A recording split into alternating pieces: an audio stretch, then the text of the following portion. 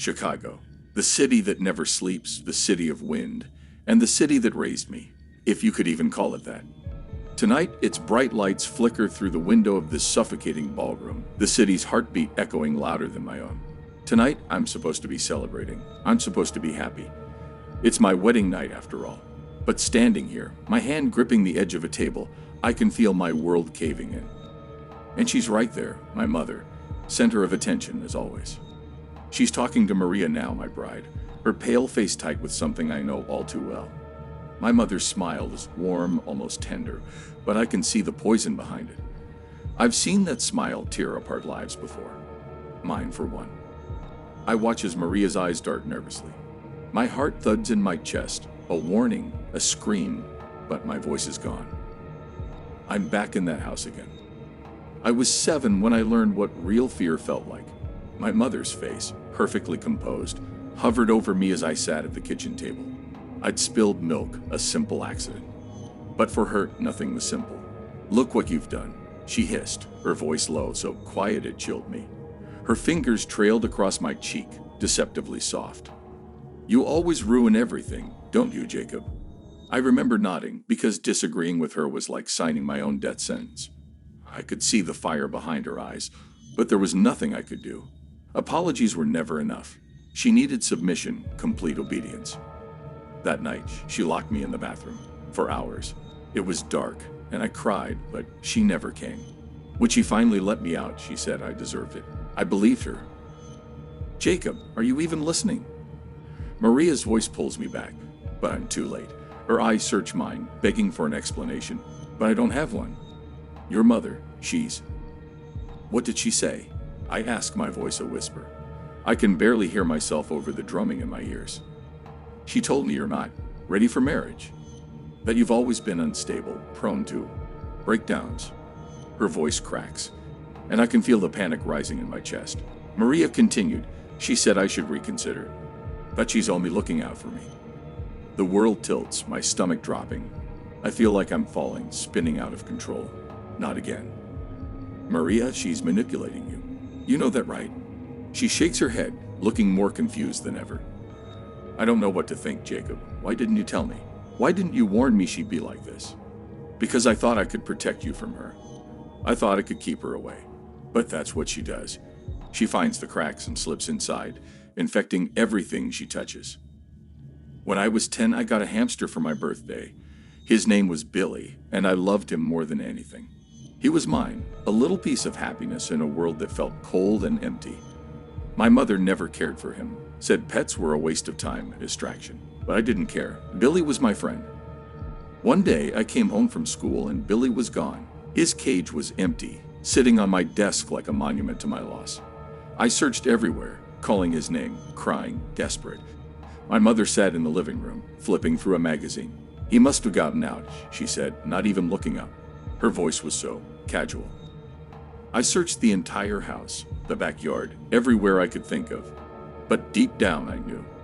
I knew she'd done something. I asked her, and she smiled at me, a smile that made my skin crawl. "Maybe you weren't taking good enough care of him," she said. That night, I heard a rustling in the trash outside. I never found Billy, but I knew. I knew. Maria is talking, but her words are distant, muffled. My eyes keep drifting to my mother, still holding court among the guests, as if she's the one being celebrated tonight. Of course she is. Every event, every moment has to be about her. And tonight, she's trying to ruin me, like she always has. "You should have told me," Maria says again, her voice shaking. "I don't know how to deal with this. I don't know if I can."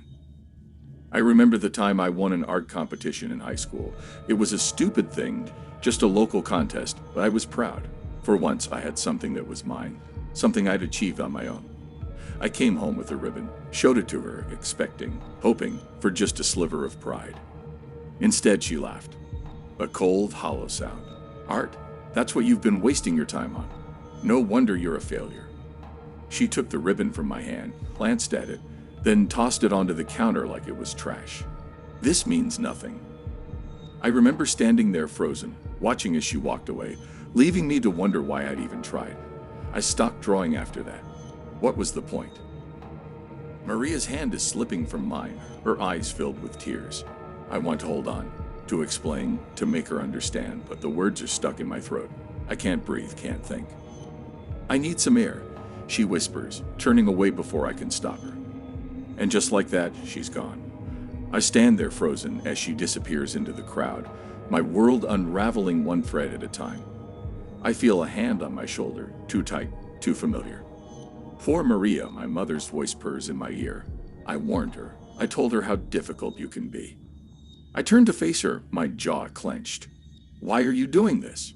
Her smile is all teeth, cold and predatory. Doing what? I'm only looking out for you, Jacob. You always needed someone to guide you. There's a flicker of something in her eyes. Satisfaction. Victory. She knows she's won. She always does. I'm outside now, the night air biting against my skin as I lean against the hotel's cold brick wall. I watch the cars pass by, the city alive and moving without me, while my life stands still. Maria's gone. She didn't even say goodbye. I can hear my mother's voice in my head, whispering the same old lies, the same old manipulations. You're nothing without me. You need me. You'll never be free.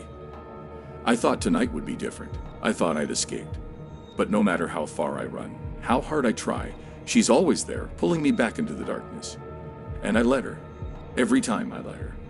Because that's what she's taught me to do. I'm still staring out at the city, the weight of it all pressing down on me. Maybe one day I'll leave for good. Maybe one day I'll finally break free. But not tonight.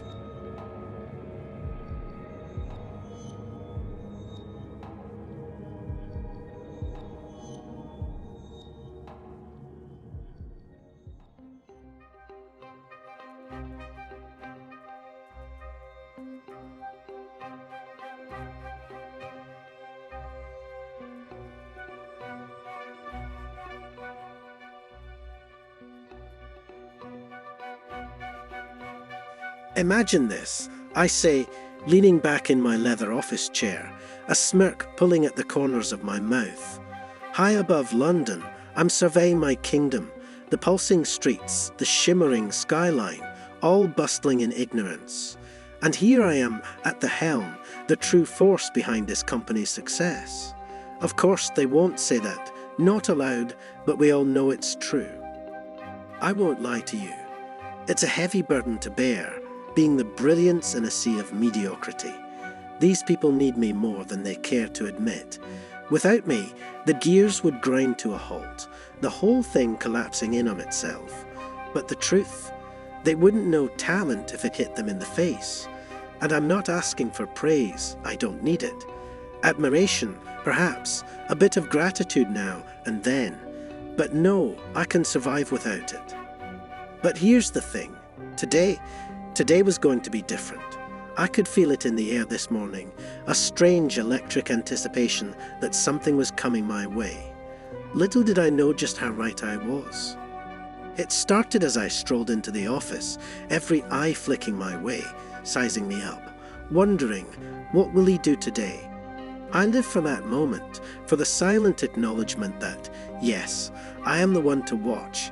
But as I made my way to my office, I caught sight of Michelle. She was there, gripping a folder, her face full of that nervous energy that borders on adoration. She's the sort who clings to me, practically begging for guidance, completely unable to do anything right on her own. "Alexander, good morning," she chirped, her smile too wide, hands clutching the folder like her life depended on it. "Good," I chuckled. "Michelle, come now. The day is extraordinary because I'm here." I motioned for the folder. "What is it?" "Oh yes, of course," she stammered, cheeks flushed. She thrust the folder forward, barely able to keep eye contact. Pathetic, I thought, but I let my fingers graze hers as I took the folder, watching the blush on her face deepen. It was amusing how easy it was to make her squirm. But that was the highlight of my morning, because from there, things started to take a darker turn. An email pinged on my phone as I sat down at my desk. A note from Donovan, my so-called supervisor. He wanted me to prepare my notes for his presentation. He was going to take credit for my work. I felt a surge of anger, and it took every ounce of control not to explode right there. He had no right. No right at all. If anyone deserved to stand in that spotlight, it was me. The meeting was even worse. Donovan stumbled through my notes, stuttering, making a fool of himself as he butchered every carefully crafted sentence. Then, with a look of disdain, he nodded in my direction, clearly floundering. "Alexander, would you care to elaborate?" Of course I stepped up, offering a smile that I knew it seemed gracious, though inside I was seething. My words flowed, every phrase designed to emphasize how much he didn't understand, how little he brought to the table. But he cut me off. Cut me off. "Alexander, keep it to the highlights," he said with a smirk, as if he had any idea what that even meant. "We're short on time." Oh, how I wanted to destroy him in that moment, to make him pay for that condescension. But I held back, knowing that his fall was coming, just a matter of time. The fury simmered as I returned to my office, but as I was settling in, I saw an email from HR requesting a meeting. Apparently, my colleagues had complained about my behaviour. The sheer absurdity of it made me laugh. They couldn't handle the truth, so they ran to HR. Fine, let's see what they had to say. In the HR office, the director met me with that calm, bland expression, like she thought she could talk me down from some cliff. She talked about fostering a team environment, about people feeling uncomfortable around me. Uncomfortable for having standards, for refusing to indulge their incompetence. "Alexander," she said, her voice tinged with that infuriating condescension, "I think you might benefit from a more empathetic approach." Empathetic? I laughed. So now I'm the problem. I'm the only one holding this place together. Her eyes narrowed just slightly, a flicker of that pity look that always makes my skin crawl. It might help if you try to understand how others feel. I left her office in a rage, boiling with frustration, the words echoing in my mind like a taunt. How others feel. They were lucky to even be here, every one of them coasting on the coattails of my genius. I'm the one with the vision, the one keeping this place afloat. But do they see that? No. They only see their petty insecurities, their pathetic need for coddling. The afternoon dragged, my anger festering, filling me with a sick, simmering sense of injustice. As the office emptied out, I sat alone, refusing to leave until I'd calmed down. The silence crept in, thick and suffocating, pressing against me like a weight. The empty cubicles around me felt haunted, somehow, each one a reminder of the mediocrity that surrounded me daily. It was then I noticed a dark shape in the reflection of my computer screen, a figure, faint but unmistakable, standing just behind me. I spun around, heart pounding, but there was no one there. The room was empty. I took a shaky breath, laughing off the strange chill that had settled over me. "Get a grip, Alexander," I muttered.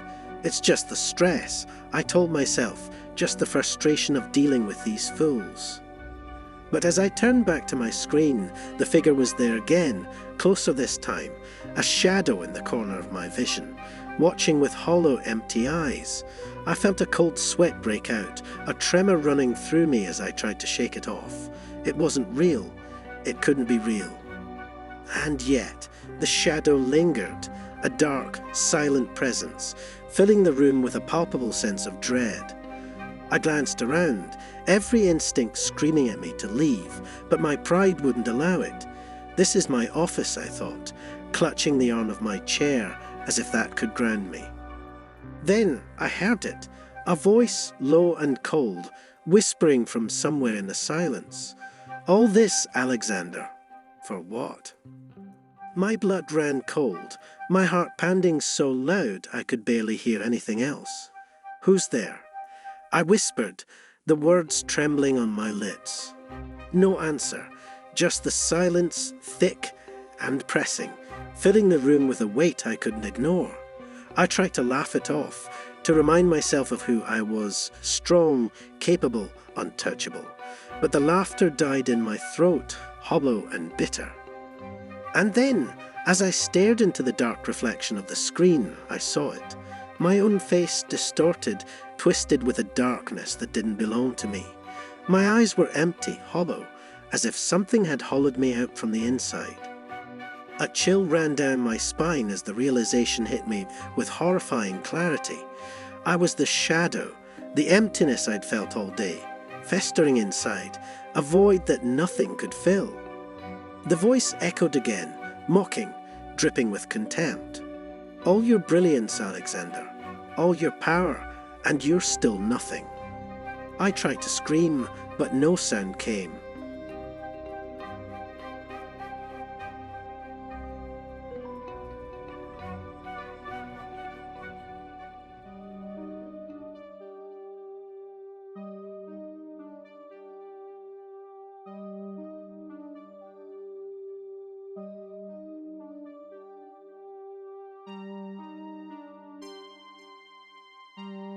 In the beginning, being with Daniel felt like living in a dream. He would say I was everything to him, that he had never loved anyone like this, and I believed every word. I didn't see anything wrong with his behavior. In fact, I felt special, unique, wrapped up in a kind of love that felt straight out of a fairy tale. Our first few months were filled with intense moments. He was attentive, sweet, and I thought I'd never find anything like it. I remember when he took me to meet his parents and how nervous I was. He held my hand the entire way, saying, "They're going to love you. You're the most amazing person I've ever met." But slowly the signs began to appear. Little words that, over time, would become invisible bars around me. One night, during a dinner with friends, he went silent. When I asked him what was wrong, he replied, in that quiet tone that made things worse, "Oh, nothing. Maybe it's just that you seem to have so much fun with them that I'm left out." I felt crushed. I spent the rest of the night trying to make it up to him, sticking by his side, assuring him that he was my priority, but he didn't seem convinced. After that dinner, Daniel went silent for days, without answering me, without a single word. I tried everything. I called, I texted him, desperate, apologizing for I didn't even know what. The only response I got was silence. Until one day, he reappeared, smiling, with an invitation to dinner. I accepted without hesitation, relieved that he was finally talking to me again. With time, his silences became routine, a punishment I didn't understand. It could be a night out with friends, or just an offhand comment, and he would disappear. And during that silence, he would live.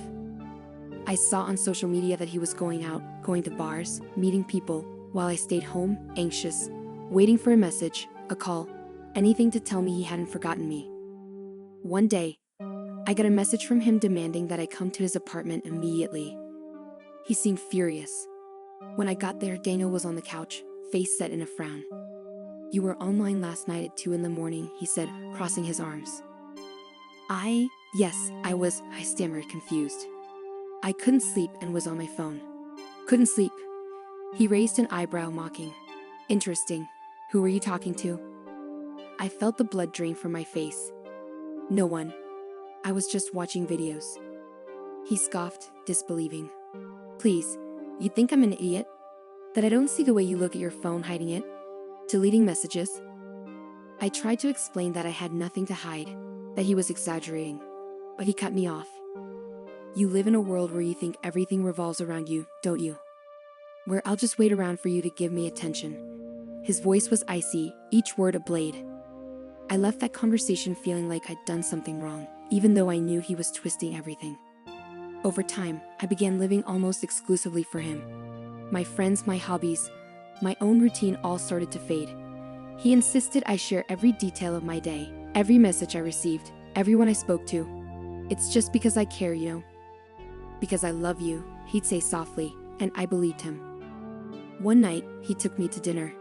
Throughout the meal, I noticed him glancing to the side, smiling discreetly at his phone, but hiding it every time I tried to see. "Who is it?"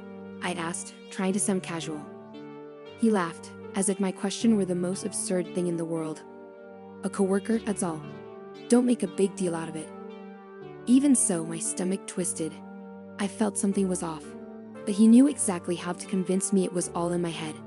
By the end of that night, he ignored me for an entire week, disappearing without explanations. And there I was again, watching him smile in photos with unfamiliar people, wondering where I'd gone wrong. Those silences became the norm. Even something as simple as having lunch with my parents, something I always did, turned into a problem. One time, he ignored me for nearly 2 weeks because I spent the day with my mom, something he found suspicious, and deep down, I began to think he was right. I started questioning myself, doubting my own intentions, trying to understand where I had failed. In the end, I would always apologize and he'd accept me back, as if doing me a favor, almost a concession. Until one night, after days of silence, I felt something snap inside me. I called him, asking him to come over. I had to put an end to this. When he arrived, I sat down in the living room and took a deep breath, trying to find the right words. "Daniel, I can't live like this anymore." He laughed, a cold, mocking laugh. "You're breaking up with me? Seriously, so now you're the victim?" He raised an eyebrow, as if he were talking to a child. I tried to explain, but he cut me off. "You've always been like this, haven't you? Weak, pathetic. Can't handle anything without making a scene." His voice was dripping with contempt, each word digging deeper. "I just want respect, Daniel. I just want you to treat me with a minimum of consideration." "Consideration?" He laughed again, but this time it was a dark, hollow laugh. "Who do you think you are? Consideration is what you owe me, after everything I've done for you." He leaned in close, his face almost touching mine, his voice low and menacing. "You think you'll find someone better? Someone who'll put up with your little quirks, your weaknesses? Good luck with that." For a second, fear rooted itself in me, but something inside me refused to believe him any longer. I looked at him, trying to keep my calm. "Yes, Daniel, I will." He stared at me in silence, his expression flickering between anger and a false sadness. "Fine," he said, his voice dripping with sarcasm. "Good luck. Let's see how long you last without me." As he left, he gave me one last look, his face expressionless, as if accepting defeat. As soon as he was gone, I closed the door and took a deep breath. For the first time in months, the weight I'd been carrying felt like it had lifted. I walked over to the window, watching him leave, feeling relief mixed with a final thread of fear.